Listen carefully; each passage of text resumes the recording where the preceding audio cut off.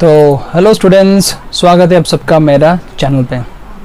So students, आज हम लोग सीखेंगे कोरिलेशन, जो कि एक स्टैटिस्टिक्स का बहुत इंपॉर्टेंट पार्ट है, जो आपको बीकॉम में भी मिलेगा। आप एमकॉम करोगे तब भी वहाँ पे आपको ये मिलने वाला है। बहुत ही सिंपल सा ये चैप्टर है, लेकिन हाँ, इसका फॉर्मूला जो है वो आपको याद रखना ज़रूरी है, क्योंकि फॉर्मूला पे ही बेस करके ये सॉल्यूशन किया जाएगा।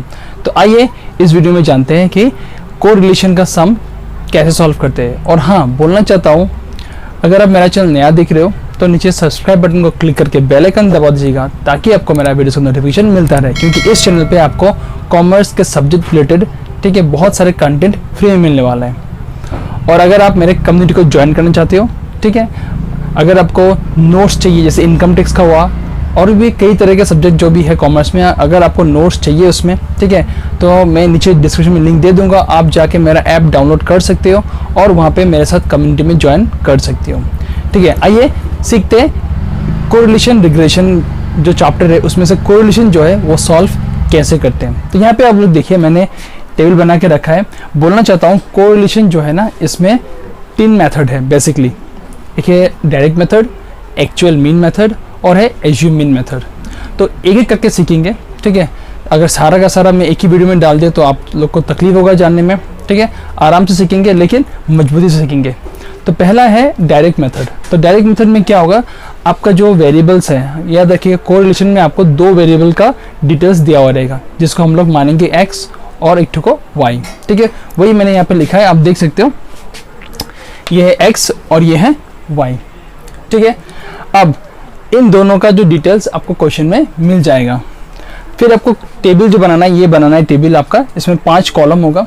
तो इसमें पहला x है, दूसरा y है, जो आपको क्वेश्चन में मिल जाएगा। फिर आपको बनाना है x स्क्वायर, फिर बनाना है y स्क्वायर, और फिर यहाँ पे होगा xy, ठीक है। तो ये देखिए, आप लोग ये क्वेश्चन को स्क्रीनशॉट मार लीजिए या लिख लीजिएगा, ठीक है, क्योंकि ये सॉल्यूशन तो एक ही बार में ख़त्म नहीं होगा। इसको लिखने के बाद हमें और भी सॉल्व करना है, सॉल्यूशन में और भी आगे फार्मूला से जो यूज़ करना है। तो सबसे पहला बात है कि ये जो x हो गया, ये y हो गया। अभी यहाँ पे क्या है, ये x स्क्वायर है, मतलब यहाँ पे जो x का वेरिएबल्स है, डिटेल जो दिया हुआ है x का, इसका स्क्वायर करना है। जैसे यहाँ पे 4 स्क्वायर करेंगे तो यहाँ पे हो जाएगा 16, 5 स्क्वायर करेंगे तो हो जाएगा 25, 7 स्क्वायर करेंगे तो हो जाएगा 49, 10 स्क्वायर करेंगे जो हो जाएगा 100, 14 स्क्वायर हो जाएगा 196। इसी तरह से इसका भी स्क्वायर करेंगे, y स्क्वायर जो यहाँ पे लिखा हुआ है, ठीक है। 10 स्क्वायर हो जाएगा 100, 12 स्क्वायर हो जाएगा 144, ठीक है। 13 स्क्वायर हो जाएगा आपका 169, 15 स्क्वायर हो जाएगा आपका 225 और 20 स्क्वायर हो जाएगा आपका 400। तो ये हमारा x स्क्वायर और y स्क्वायर हो चुका है। अभी हम लोग क्या निकालना पड़ेगा, हम लोग को x और y, मतलब x और y को मल्टीप्लाई करेंगे। जो यहाँ पे हमारा x का डिटेल्स है, जो y का डिटेल्स है, इन दोनों को इंटू करके यहाँ पे लिखने वाले हैं, ठीक है। तो चलिए ये पहले इंटू करते हैं। 4 10 यहाँ पे होगा 40, 5 12 यहाँ पे होगा 60, 7 13 कितना होगा, 7 3 21 91 होगा, ठीक है। 10 15 150, 14 2 280। तो इस तरह से आपको पहला काम सॉल्व करना है कि पहला टेबल बनाना है, जहाँ पे आपको 5 कॉलम होगा। याद रखिएगा, ये हम लोग कौन सा मेथड कर रहे हैं, यहाँ पे आप देखिए डायरेक्ट मेथड कर रहे हैं, ठीक है। इसमें x और y का डिटेल्स आपको क्वेश्चन में मिल जाएगा वेरिएबल का। फिर उसी को लेके हमें आगे बढ़ना है, x स्क्वायर, y स्क्वायर और xy। फिर इन 5 कॉलम का टोटल निकालना है, जिसको हम लोग यहाँ पे बोलेंगे, इसको sum of x, summation of x, sigma x, कई तरह से बोला जाता है। तो आप सबके लिए मैं सिंपल बोलता हूँ, टोटल कर देना है इसको, ठीक है, और लिखना है यहाँ पे समेशन ऑफ x, ठीक है। टोटल हो जाएगा। फिर ये निकालना है समेशन ऑफ y, मतलब टोटल ऑफ y, सीधा बात है। समेशन ऑफ x स्क्वायर, मतलब total of x square. Summation of y square, मतलब टोटल ऑफ y स्क्वायर। और फिर आखिर में आएगा लास्ट वाला समेशन ऑफ xy। ये सारा डिटेल्स हमें चाहिए सॉल्व करने के लिए, ठीक है। तो डियर स्टूडेंट्स, आप देख सकते हो यहाँ पे हमने टोटल कर लिया है, ठीक है।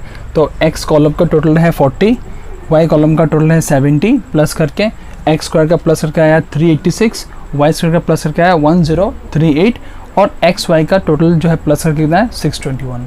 तो ये हमें मिल चुका है, ठीक है। अभी आगे क्या करना है, देखिए आगे में एक बहुत बड़ा फॉर्मूला है जो मैं आपको यहाँ पे दिखाऊंगा। तो ये जो डिटेल्स है ना, इस डिटेल को यूज़ करके ही हम सॉल्व करेंगे। और एक चीज़ हमें यहाँ पे चाहिए, हमें एक बहुत ही इंपॉर्टेंट पॉइंट निकालना है जो कि है हमारा एक्स मीन और वाई मीन, ये हमें निकालना है। ठीक है, अब एक्स मीन निकालने के लिए फॉर्मूला क्या है? सिंपल है, समेशन ऑफ एक्स मतलब total of X divide by N. N का मतलब है नंबर ऑफ टर्म्स। यहाँ पे कितना टर्म्स है देखिए, 1 2 3 4 5। तो समेशन ऑफ एक्स मतलब ये 40 है हमारा। 40 को डिवाइड करेंगे 5 से, यहाँ पे क्या निकलेगा 8। सेम तरह से, उसी तरह से हम लोग को y का मीन भी निकालना है। इसका फॉर्मूला सेम होगा, ये होगा sum of y divide by n। अब सम ऑफ y क्या है? टोटल ऑफ y, वो कितना है 70।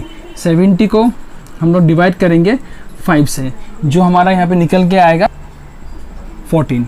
ठीक है, क्लियर हो चुका है। ये हमारा क्या निकला? x मीन निकला। ये हमारे क्या निकला? y मीन निकला। स्टूडेंट्स फिर से बोलता हूँ, कोरिलेशन जब आप सॉल्व करोगे डायरेक्ट मेथड में, आपको ये 5 कॉलम बनाना है। ठीक है, जहाँ पे x और y आपको मिलेगा। आपको x स्क्वायर निकालना है, y स्क्वायर निकालना है और xy निकालना है। ठीक है, उसके बाद इन सब का निकालने का टोटल करेंगे क्योंकि ये हमें चाहिए सॉल्यूशन में, फॉर्मूला में। और लास्ट में हम लोग का निकालना है x मीन और y मीन, क्योंकि इसका भी ज़रूरत है फॉर्मूला में। ठीक है, तो चलिए देखते हैं फॉर्मूला को कैसे यूज़ करेंगे। तो स्टूडेंट्स मैं टेबल तो मिटा दिया है, लेकिन टेबल के जो डिटेल्स है वो मैंने लिख के रखा है। देखिए यहाँ पे सम ऑफ एक्स है summation of x, summation of y, summation of x square, summation of y square, summation of x y. और हाँ, यहाँ पे एक चीज़ लिखना भूल गया मैंने, जो हमारा एक्स मीन का वैल्यू निकला था और फिर वाई मीन का वैल्यू निकला था, वो 8 था और हमारा क्या था 14 था, जो हम लोग ने सॉल्व किया है। अभी मैंने ये लिख के क्यों रखा है? क्योंकि इसी को लेके हमें सॉल्व करना है ये सम। ठीक है, अब आते हैं फॉर्मूला पे। कोएफिशिएंट ऑफ कोरिलेशन इज, ठीक है, इसको कार्ल पियर्सन कोएफिशिएंट कोरिलेशन भी कहा जाता है। तो इसका फॉर्मूला ये है, यहाँ पे सिंबल इसका आर होगा। ठीक है, इक्वल टू, या ध्यान से देखिए ये फॉर्मूला को आप लिख के रखिएगा क्योंकि ये इंपॉर्टेंट फॉर्मूला है। सारा डिटेल्स को आपको इसी में डालना है। फॉर्मूला है summation of x y minus n into, multiplication होगा यहाँ पे, into x mean y mean. ठीक है, डिवाइड बाई रूट ओवर। ठीक है, summation of x square minus n x mean square, x mean का स्क्वायर। ठीक है, स्टूडेंट लोग यहाँ पे मिस्टेक करता है, ये एक्स स्क्वायर मीन नहीं है, एक्स मीन का स्क्वायर मतलब इसका स्क्वायर। फिर यहाँ पे होगा summation of y square minus n into y mean square. तो अभी इस डिटेल्स को हम लोग यहाँ से डालेंगे। चलिए देखते हैं। समेशन ऑफ एक्स वाई जो कि हमारा ये है 621 माइनस एन, एन मतलब नंबर ऑफ टर्म्स। अगर आप टेबल देखोगे वहाँ पे 5 नंबर से 5 टर्म्स है। ठीक है, तो ये होगा 5 इंटू एक्स मीन कितना है 8 है, इंटू वाई मीन कितना है 14 है, whole divide by root over, ये ज़रूरी है। अब ये ब्रैकेट में सॉल्व करना है। ठीक है, पहला है summation of x square, summation of x square ये है 386 माइनस एन, एन 5 है।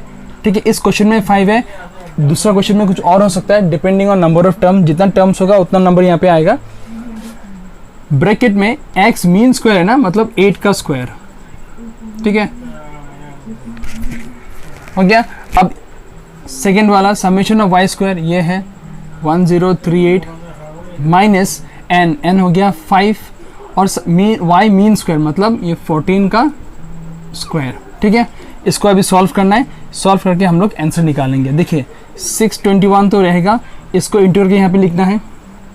फिर क्या करेंगे 386 लिखेंगे माइनस इसको 8 स्क्वायर होगा 64 इंटू 5 करके यहाँ पे लिखेंगे। फिर 1038 माइनस 14 स्क्वायर होता है 196 इंटू 5 करके जो अमाउंट है उसको यहाँ पे लिख के ब्रैकेट क्लोज कर देंगे। ठीक है, तो यहाँ पे देखिए मैंने इसका सॉल्यूशन निकाल दिया है। 8 स्क्वायर होता है 64, 64 इंटू 5 करेंगे तो आएगा 320। ठीक है, फिर 5 इंटू 8 इंटू 14 ये मल्टीप्लाई करेंगे तो आएगा यहाँ पे 560, और ये वाला 14 स्क्वायर होगा तो 196 आएगा। फिर 196 को इंटू करेंगे 5 के साथ तो यहाँ पे आएगा 980। तो इस तरह से हमारा ये टेबल बन चुका है सॉल्यूशन। अब 621 से माइनस करेंगे 560। ठीक है, इन दोनों को माइनस करने से यहाँ पे कितना आएगा 61 आएगा। फिर 386 को 320 से माइनस करेंगे तो आएगा 66। ये दोनों के बीच में कोई साइन नहीं है तो मल्टीप्लाई होगा। ठीक है, 1038 1038 से माइनस करेंगे 980 को, तो यहाँ पे आएगा 58। फिर ऊपर का 61 रहेगा, ये रूट ओवर दोनों को इंटू करने से यहाँ पे आएगा 3828। अब इसका स्क्वायर रूट निकालना पड़ेगा। 61 ऊपर का सेम रहा, डिवाइड बाय इसका स्क्वायर रूट निकल से आएगा आपका 61.87। उसके बाद इन दोनों को आप डिवाइड कर दोगे, 61 डिवाइड बाय 61.87, आपका आंसर आ जाएगा 0.99। तो स्टूडेंट्स आशा करता हूँ आपको ये समझ में आ गया होगा कोरिलेशन कैसे सॉल्व करते हैं डायरेक्ट मेथड का। याद रखिए ये डायरेक्ट मेथड का फॉर्मूला है, ठीक है। एक्चुअल मीन में इसका फॉर्मूला थोड़ा चेंज हो जाएगा, ठीक है, लेकिन वो भी हम लोग करेंगे। तो आशा करता हूँ आपको ये जो वीडियो है समझ में आ गया है कोरिलेशन का सम। देखिए स्टैटिस्टिक्स में क्या है ना, ये जो कोरिलेशन हो या जो भी हो आगे चल के जो आपको मिलने वाला है वीडियोस स्टैटिस्टिक्स में, बोलना चाहता हूँ आप एक ही सम करो, ठीक है, हर मेथड का, लेकिन उस मेथड को अच्छा से समझ लो, तब क्या होगा ना, आपको कोई प्रॉब्लम नहीं होगा। क्योंकि जो भी क्वेश्चन आए मेथड तो वही सॉल्व करना है ना, तो क्या फ़र्क पड़ता है नंबर चेंज होने से। अगर आप समझ गए तो नंबर से कोई फ़र्क नहीं पड़ेगा। तो याद रखिएगा, अगर आपको ये वीडियो पसंद आया तो चैनल को लाइक कीजिएगा, सब्सक्राइब कीजिएगा, और हाँ दोस्तों के साथ शेयर कीजिएगा ताकि ये जो कंटेंट है वो सबके पास पहुंच जाए, ठीक है। मिलते हैं अगले वीडियो में अलग टॉपिक के साथ। ये तो हमारा हो गया डायरेक्ट, फिर नेक्स्ट टॉपिक में बात करेंगे, ठीक है, एक्चुअल मीन का, ठीक है, उसके बाद एज्यूम मीन का। तो इस तरह से सारा कोर्स कवर अप करेंगे जो आपके बीकॉम में भी है, आपके एमकॉम में भी है, ठीक है। मिलते हैं अगले वीडियो में। जय हिंद।